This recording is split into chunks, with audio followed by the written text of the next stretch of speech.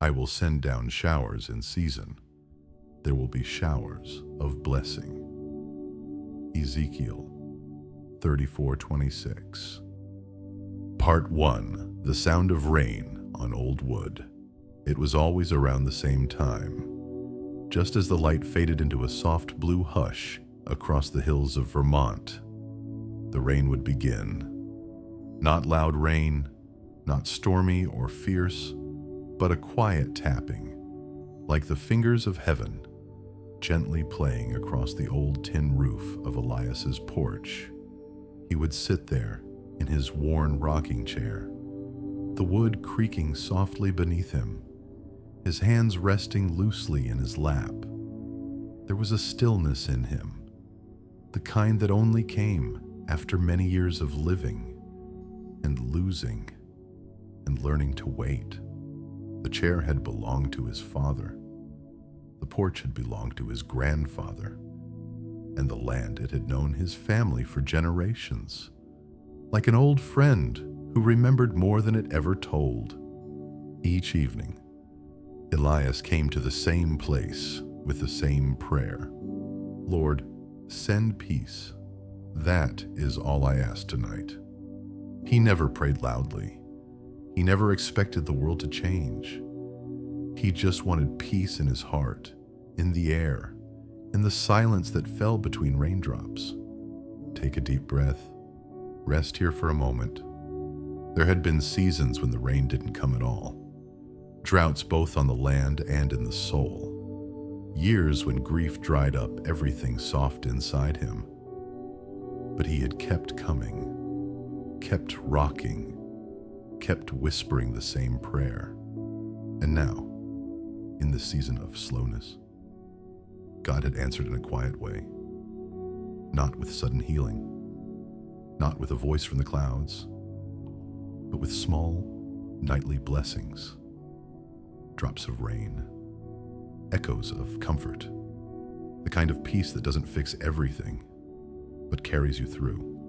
One night, as the rain began to fall slow and steady, Elias leaned back and smiled. He had no one to impress, no one to convince. His bones ached. His steps had grown slower, but inside, he felt younger than he had in years. I think you're in the rain, Lord, he whispered. And I think you're in me too. That night, the rain lasted longer than usual. It kissed the windows, danced across the porch railing, and filled the gutters with soft, singing streams. Elias closed his eyes, and for a long time, didn't think about anything at all. Only the sound of peace, only the presence of God, flowing like a quiet river through the spaces of his mind. Bedtime. Takeaway. You don't need to chase peace. Sometimes it comes to find you, especially in the quiet, especially in the rain. God is near. Part 2. The Letter She Never Sent, opening verse. In quietness and trust is your strength. Isaiah 30:15. The letter had been folded for many years. It sat in the drawer of an old writing desk, yellowed with time. The ink faded just enough to feel like a memory rather than a message. It was addressed to Ruth. Ruth, who had passed 17 autumns ago. Ruth, who once sat across from Elias in the early evenings, knitting something he never quite understood, always starting a scarf and never finishing it. He had written the letter on a rainy Thursday, months after she was gone. He never mailed it. There was nowhere to send it. But writing it helped. It felt like placing a pebble into the river, not to change its course, but to honor the current. He hadn't read the letter since the day he folded it, but tonight, with the rain falling softly again, something inside him stirred. Slowly, He opened the drawer. The creak of the wood was familiar, like the sigh of an old friend who had been waiting patiently. And there it was, the letter. He unfolded it, slowly, with the kind of reverence usually saved for holy things. And he began to read. My Ruth, it's been 3 months since the Lord took you home. I've tried every day to find the words for how quiet this house has become, but I don't think there are any. The porch feels empty without your humming. The kitchen doesn't quite smell like supper anymore. Even the garden seems to be holding its breath. I've kept the light on by the window. The one you always said made the place feel like a lighthouse. I think maybe you were right. Some nights I think I see your silhouette in the rocking chair, just past the edge of the rain. And sometimes I don't mind pretending it's real. I wanted to say thank you for every ordinary day, for every quiet kindness, for being the kind of soul who made life softer just by being in it. I miss you in the small things, Ruth, the very small things. But I believe, I truly do, that heaven has become more beautiful with you in it. I'll keep listening for you in the rain, until the Lord lets me come home too. Elias blinked slowly, eyes wet, not from sadness, but from the peace that often comes after holding something tender for too long. He didn't cry anymore. He just rocked, holding the letter in his hand, letting the rhythm of the chair move in time with the rain. Take a deep breath. Let the memories pass like clouds overhead. The sky had darkened completely now. Only the lantern glowed faintly beside him, its flame swaying gently, as if bowing in silence to what had just been read. He didn't return the letter to the drawer. Instead, he set it beside the lamp. It didn't need to be hidden anymore. It had already done its work, and so had Ruth. Bedtime. Takeaway love does not end. It waits in drawers. It whispers in letters. It lives in the quiet spaces where God gently speaks. Part 3. The Day the Sparrows Stayed. Opening verse. Are not 5 sparrows sold for 2 pennies, yet not one of them is forgotten by God? Luke 12:6. It had been years since Elias noticed the birds. Not really noticed. He had heard them. Of course, that morning chatter they made in the hedges like children whispering secrets just before school started. But he had stopped seeing them, stopped watching the way they moved, how their little heads tilted as if listening for something holy just beneath the soil. Then one morning, they stayed. It was early spring. The last of the snow had melted into the thirsty earth, and the trees were still bare, like bony hands reaching into the pale sky. But there, on the railing of the porch, 5 sparrows. Not flying, not chirping, just sitting. Elias almost didn't open the door. He was afraid they would scatter, but something told him today they wouldn't. So he stepped outside quietly, felt the old boards under his feet, held his breath like the moment before a prayer, and still, they stayed. Take a deep breath. Listen to the stillness that sings louder than words. He slowly lowered himself into the rocking chair. The birds didn't move. One of them, a small one with a bent wing, tilted its head toward him and blinked. It was as if God had sent a little congregation just to sit with him a while. There was no sermon, no music, just the soft wind brushing the trees and the quiet presence of something shared. And in that moment, Elias remembered something he had read long ago that in the time of Jesus, sparrows were so cheap they were nearly worthless in the market, and yet not one of them fell without the Father noticing. He smiled. "I see you, Lord," he whispered, "in the smallest things." The birds eventually flew off, one by one, no hurry. But their silence had spoken something deep into his soul. That morning, Elias didn't read the paper, didn't turn on the radio. He just stayed there, rocking and feeling the warmth of being seen, not by the world, not by a crowd, but by the one who counts sparrows. Bedtime. Takeaway. You matter. Not because the world says so, but because God sees you even in the quiet, even in the ordinary. Part 4. When the lamp went out and the stars came on. Opening verse. The light shines in the darkness, and the darkness has not overcome it. John 1:5. It was a small thing, really. The power had gone out. Just a flicker at first, then a long, humming silence as the refrigerator clicked off. The lamp dimmed to nothing, and even the radio lost its voice. Elias sat in the dark.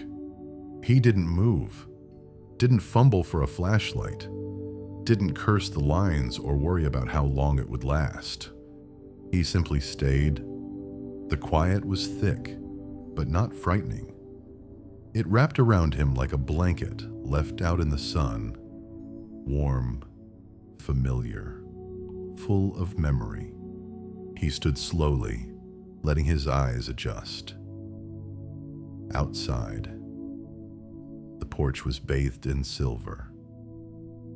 The moon was high, and the stars, they had never looked so bright. Take a deep breath. Let the darkness feel less like an end and more like a beginning. Elias stepped out beneath the night sky. The cool air brushed against his face like the breath of God. For the first time in months, he could see the whole arc of heaven. He remembered, suddenly, being a boy again, lying in the grass with his older brother, counting stars until their eyes closed from wonder. Back then, the world had felt endless. Back then, he believed heaven was only one ladder away. Now, standing beneath the same sky at 82, he still believed. Maybe more than ever, he sat on the porch steps, not wanting to wake the chair's creak. He simply looked up, hands resting open on his knees, his heart open in the same way. No words came, no prayers, just a quiet awareness that he was being watched over, that someone had lit the stars tonight, just so he wouldn't feel alone. He stayed until the chill reached his bones. Then, with care, he returned inside. Still no power, but his soul, it was lit. He didn't light a candle. He let the dark be dark. And when he finally lay down, he whispered, "Thank you for the stars, Lord. They remind me that not all light has to be loud." And he slept deeper than he had in months. Bedtime. Takeaway. When the light goes out, don't be afraid. Sometimes, God waits in the stillness and lights the sky just for you. Part 5. The Bowl of Peaches. No one saw opening verse. And your Father who sees in secret will reward you. Matthew 6:6. It was mid-July when the peaches ripened. Their soft golden skin glowed like evening light, and their scent drifted through the open windows of Elias's kitchen. Gentle, sweet, and full of summer's hush. The peach tree in the backyard had been there longer than most things. Ruth had planted it when they were first married, saying, "One day, we'll sit under this tree and taste the sun." And they had, for years, on quiet afternoons, with napkins tucked into their collars and juice running down their hands. But now, it was just Elias. The tree still bore fruit, more than he could ever eat. He didn't have many visitors anymore. No children to send peaches home with. No church potluck to bring them to.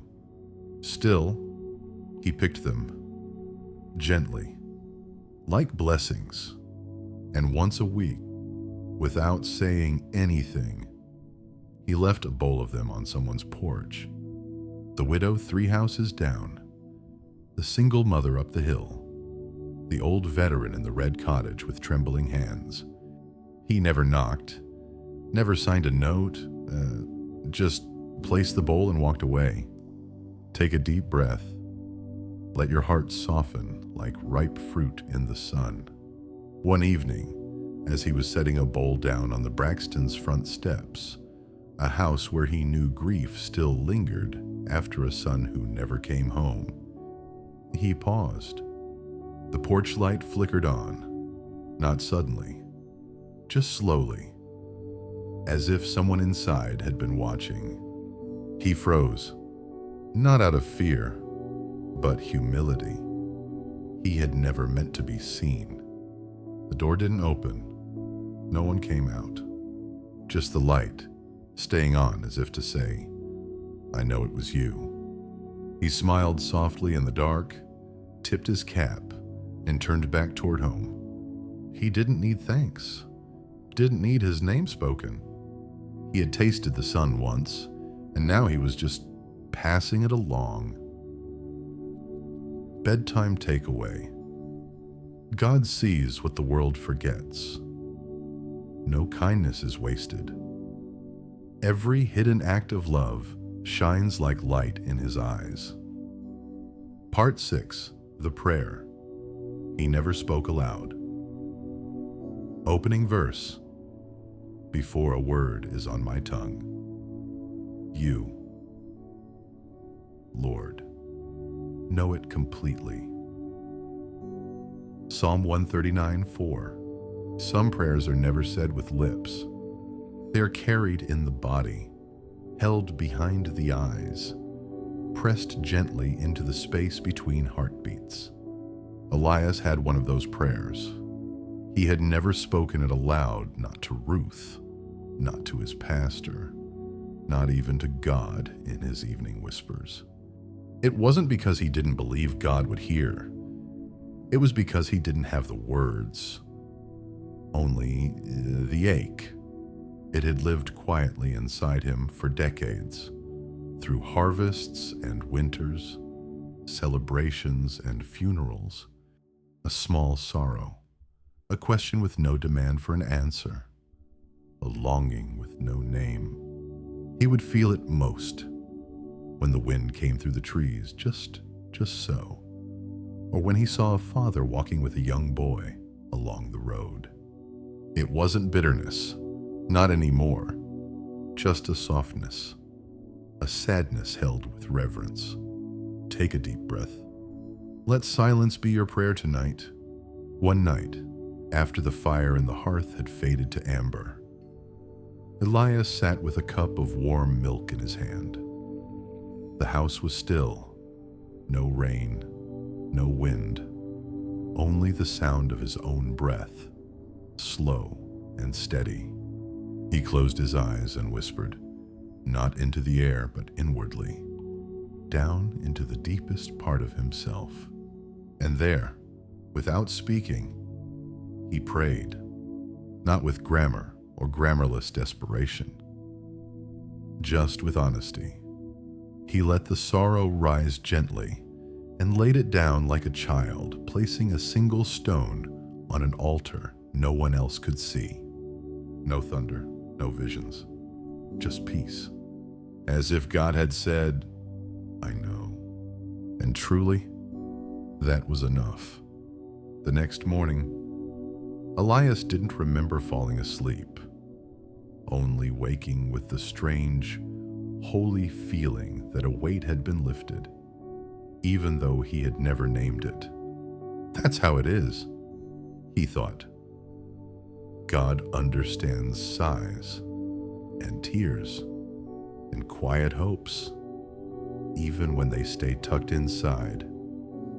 Bedtime. Takeaway.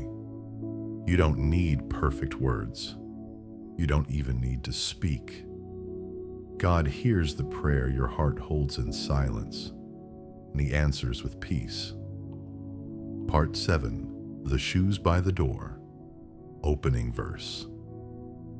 Even to your old age and gray hairs I am.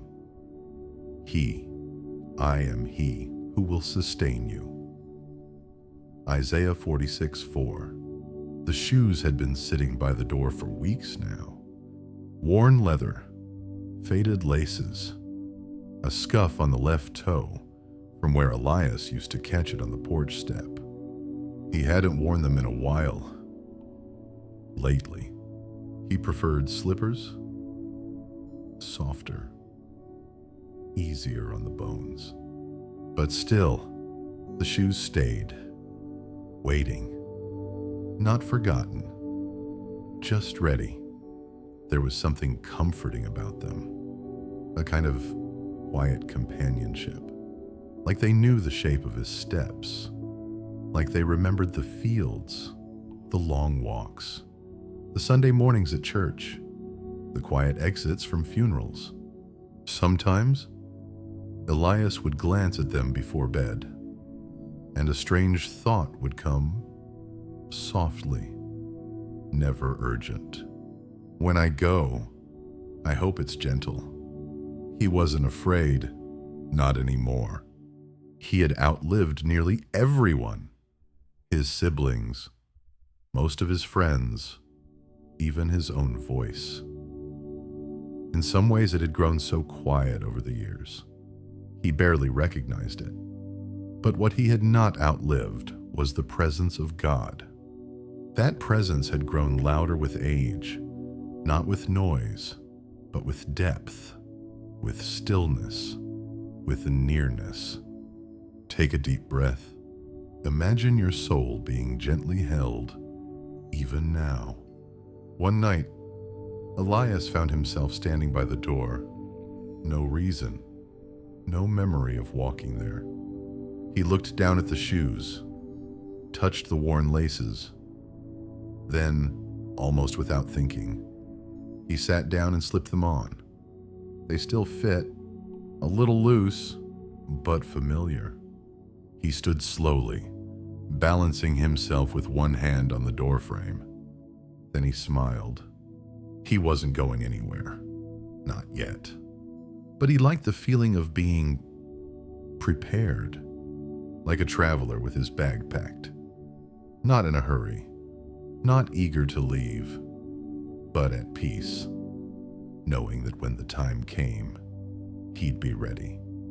He took the shoes off, set them neatly by the mat, and whispered into the night, "Whenever you call, Lord, I'll hear you." And with that, he went to bed and slept with the gentleness of a child held close. Bedtime. Takeaway. You don't need to fear the end. God will walk with you all the way home. Part 8. The morning that came. Slowly opening. Verse. Surely goodness and mercy shall follow me all the days of my life, and I shall dwell in the house of the Lord forever. Psalm 23:6. It began with silence, not the kind that feels empty, but the kind that feels full, a sacred stillness. The wind had stopped. The birds were quiet. Even the trees stood motionless, as if holding their breath for something holy. The morning light touched the edge of the porch first, then crept softly across the floorboards and finally reached the chair, the old rocking chair that hadn't moved since the night before. Elias was still there, wrapped in his thick blanket, head gently bowed to one side, hands resting loosely in his lap, and peace, real peace, rested on his face like morning dew. He hadn't stirred, hadn't struggled, hadn't even knocked his cane to the floor. He had simply gone, as easily as a candle burns down to its wick, as gently as the tide slips back into the sea. Take a deep breath. There is no fear here, only the quiet presence of God. Later that day, the neighbors would say it was a beautiful morning, that the air felt unusually warm for late autumn, that the sparrows had gathered again on the railing, and that the air smelled faintly of peaches. But for now, there was just stillness. No fanfare, no trumpet, only the slow arrival of sunlight through the window panes. The shoes still sat by the door, unworn, but no longer waiting. Somewhere beyond what the eyes could see, Elias had stepped into a light much brighter than the dawn. And there, Ruth was waiting, not as he remembered her, but fuller, whole, alive in a way this world could never quite hold. He didn't run to her. He didn't need to. She came to him, and behind her, the one who had always walked with him, even in silence, even when he didn't know. The Lord who had counted every sparrow. He had counted Elias too, and now he brought him home. Bedtime takeaway. There is no night so dark that God's morning cannot reach it. And when your time comes, you will not walk alone. He will carry you into the light. Epilogue. And still, the rain falls. The porch is empty now, but the chair still rocks, just a little, when the wind passes through. And every so often, in the hush of evening, a gentle rain begins to fall. No one sees who picks the peaches anymore, but somehow a bowl still appears, now and then, on lonely doorsteps. The sparrows still gather, the stars still come out, and sometimes a pair of worn shoes is seen by an old door, as if someone had just come home. Take a deep breath. You are safe. Maybe it was never really about Elias. Maybe it was always about the quiet ways God walks with us, in rocking chairs and raindrops, in letters never sent, in prayers unspoken but heard. And in the end, when the final morning comes, He will carry us too, gently, tenderly, home. Final bedtime takeaway. Sleep in peace tonight. You are not forgotten. You are deeply known and endlessly loved.